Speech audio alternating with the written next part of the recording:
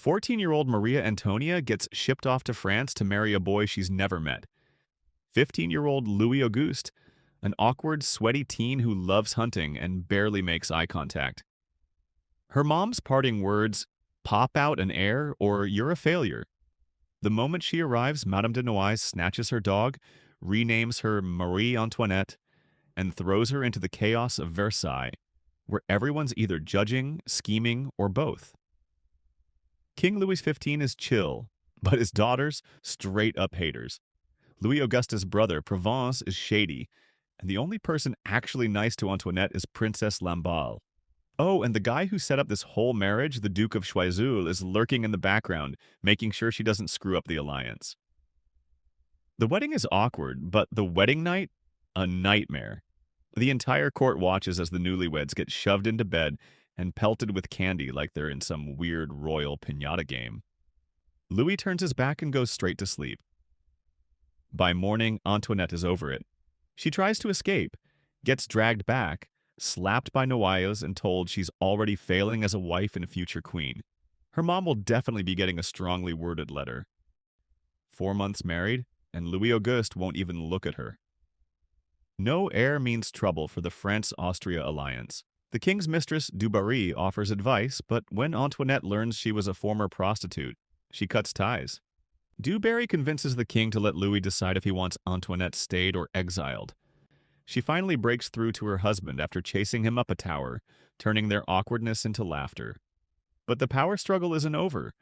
Du Barry gets Choiseul exiled and installs her own ally, but Antoinette fights back, stealing back her mother's letter, winning Louis Auguste's favor, and even getting her beloved dog returned.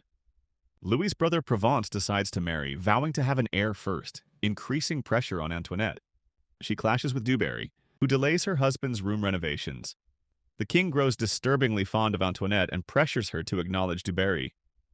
When he visits her at night, she flees. Louis finally decides to get laid, only to find his wife's bed empty. She gets scolded by her mother and physically intimidated by the king to behave around Du Barry. After she curtsies to Du Barry, Louis Auguste finally shows her kindness and promised to protect her. The king collapses, and Madame du Barry blocks all access to him from even his family. But he calls for Louis Auguste and asks if he's ready to be king. He isn't. Marie Antoinette reassures her husband, and they grow closer. Meanwhile, the king, fearing for Du Barry's future, proposes to her. His family is outraged, but he insists. Antoinette prepares for her Paris debut, securing a top couturier and winning over the public in a stunning gown. Provence and his wife, Josephine, falsely claim she's pregnant to gain status, devastating Antoinette. The king falls ill again, this time with smallpox. Antoinette, immune, delivers Louis Auguste's message. He's ready to rule. The king dies and Du Barry is exiled.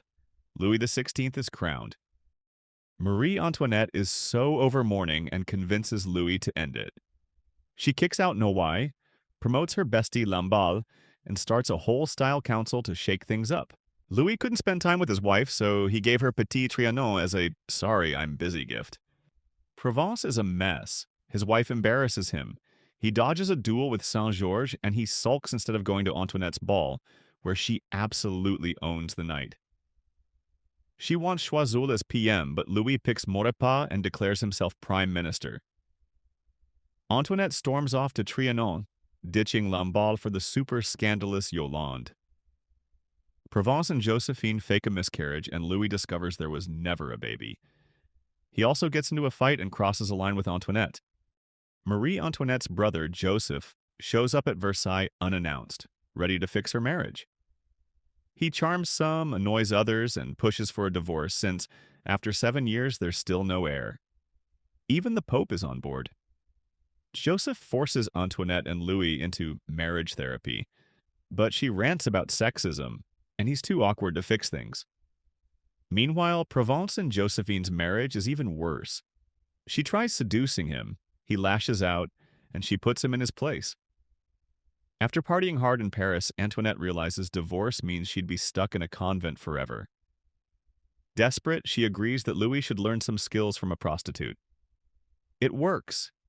Things finally click between them. Joseph, Mission complete. Heads home. Antoinette thrives and Louis stands up to Provence. Marie Antoinette is pregnant, and Versailles is a mess. A scandalous pamphlet claims her cousin Chartres is the real father, setting off a full-blown investigation. Maurepas searches everyone, courtiers, aunts, even Chartres, but the real mastermind is Josephine, with Provence backing her up.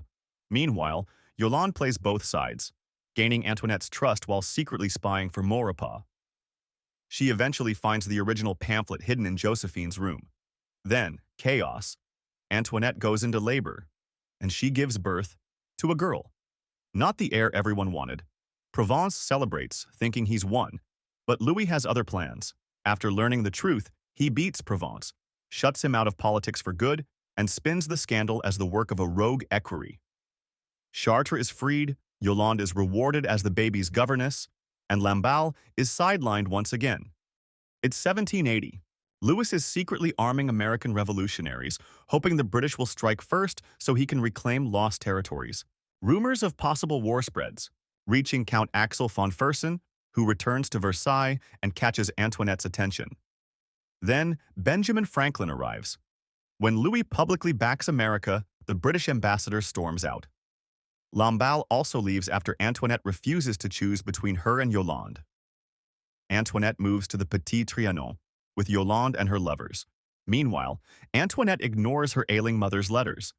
As expected, France and Great Britain are at war.